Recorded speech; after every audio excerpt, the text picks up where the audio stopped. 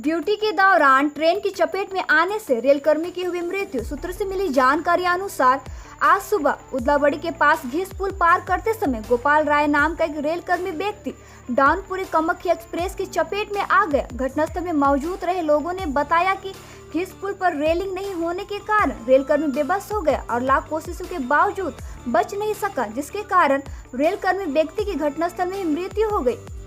इस घटना के कारण सिलीगुड़ी जंक्शन से अलीपुर जाने वाली पैसेंजर ट्रेन को बाकराकोट स्टेशन पर 1 घंटे से अधिक समय तक खड़ा रहना पड़ा, जिसके कारण सभी यात्रियों को अपने गंतव्य स्थान तक पहुंचने में काफी परेशानी होनी पड़ी।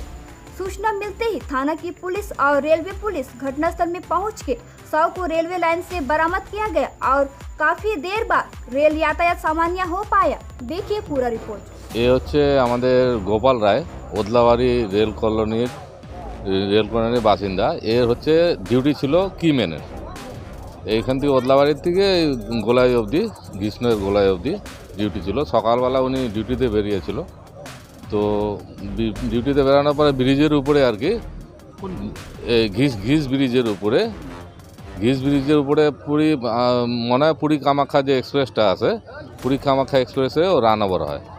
মানে ও দিশা না পায়, কোনো দিকে জায়গা যেতে না পারে, ওখানে রেলে কাটা দেয়। ব্রিজের উপরে। হ্যাঁ, না ব্রিজের উপরে ঢাকনা।